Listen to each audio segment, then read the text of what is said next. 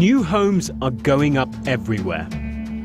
170,000 were built in England last year, most of them on pristine new estates by developers. Barratt is the biggest of them and builds the most. And if you want luxury, its David Wilson brand is a cut above the rest. Their sales teams are very good at selling you the dream. But what else are they telling you about added maintenance fees? Open spaces get retained by the management company, so there is a charge for every plot. So every site does it now, it's on all sites. All Barratt sites or? All new build. Is it? That's not true. For those who bought a few years ago, is the dream starting to unravel? The bottom line is we probably wouldn't have bought because it's an unknown factor that you're kind of getting yourself into, and actually left us with a slightly bitter taste in our mouths from the developer, the fact that they told us something which wasn't really true.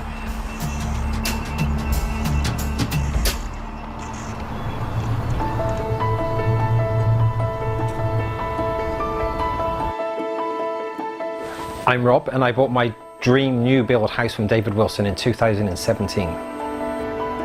It's modern, it's the latest insulation, it's warm, it's on a nice estate, it's in a nice area.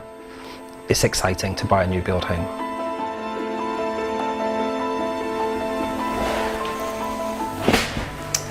I'm Russ. I'm Lucy.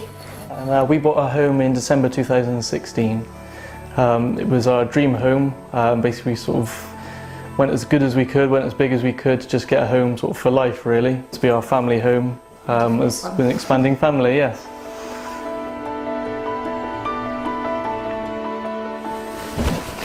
So my name's Rebecca Chambers, and we bought this house from David Wilson in June of 2016.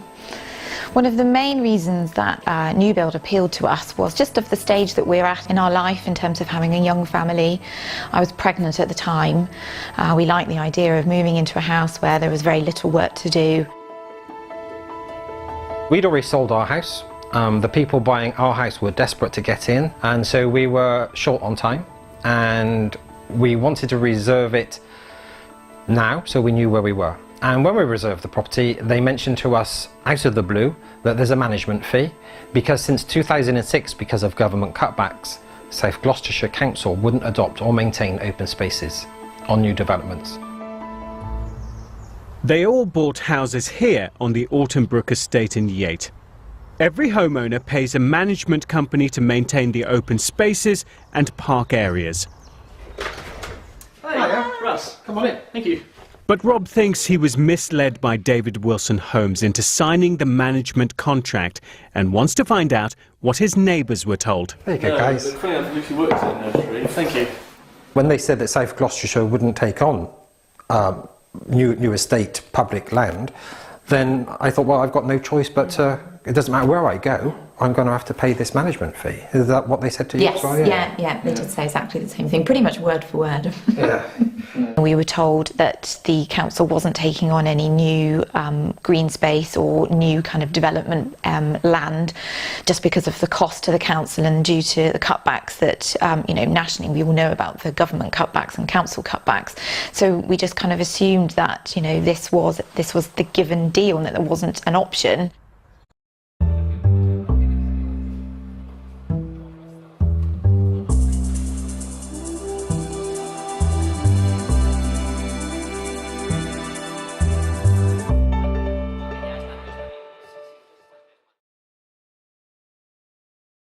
If you drink water first thing in the morning, you need to see this. What will age you the fastest? Cigarette.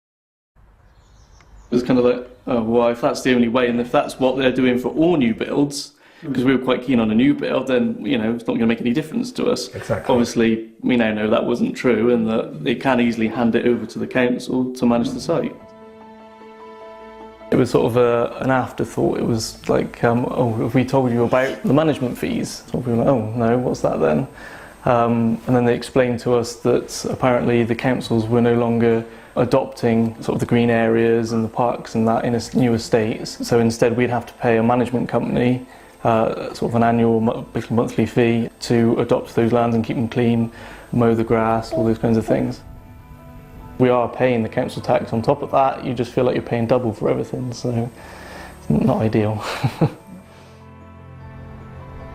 So we pay about £250 a year, and that covers us for hedgerows, cutting the grass, ensuring the play areas are maintained. So it's not unreasonable, but these fees are unregulated and uncapped. I think if they had been transparent from the very beginning, then it would have just made us think a little bit more. The bottom line is we probably wouldn't have bought because it's an unknown factor that you're kind of getting yourself into, and actually left us with a slightly bitter taste in our mouths from the developer, the fact that they told us something which wasn't really true. We were looking at some nearby, literally just around the corner, that were estates that didn't have the fees on. So had we known early enough, we could have changed our plans and gone for a different home that doesn't have these fees.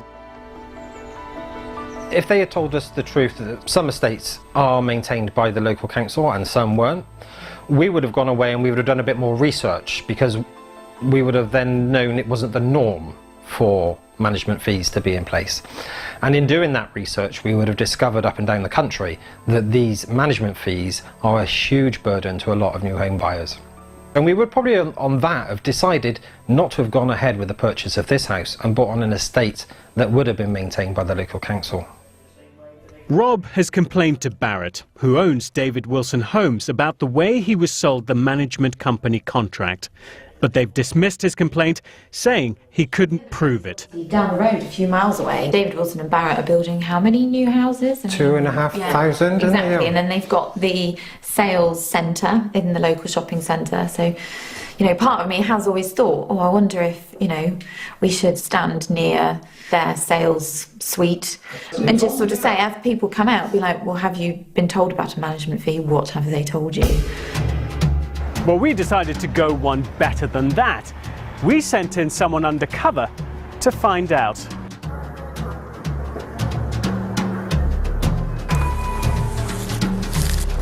Hello, all right?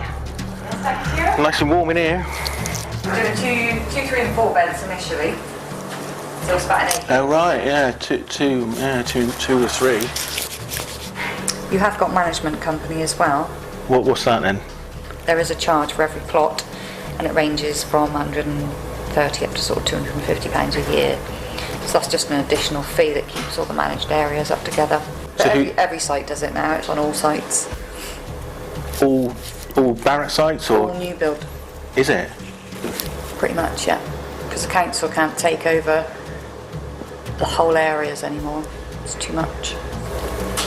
And every new development or new property in the region always has them now. Pretty much, yeah. Unless it's a small site of sort of 4 homes or something. And why is that? Because that seems just like an extra. Because the council don't take over the whole of the area anymore. That's not true, according to South Gloucestershire Council. It told us it maintains the open areas on a number of new build estates, including this one, Chiswick Village, which has 1,100 homes and is 10 miles up the road from Yate. But is it only the sales team in Yate that's telling people this? No. 15 miles away, here in Whitchurch, a salesperson told us that the council won't adopt open spaces on any new Barratt estates, and she imagined that would be the case for all new developments. Sound familiar? A spokesperson for Barratt, who owns David Wilson Homes, told us it will ensure its sales staff are more careful with the language they use in the future and apologise for any confusion. He went on to say it is our experience that local authorities across the country increasingly prefer public open space to be adopted by a management company. And the residents of Autumnbrook will be able to run the management company in the future, and that will give them control of the maintenance of the estate and any associated fees.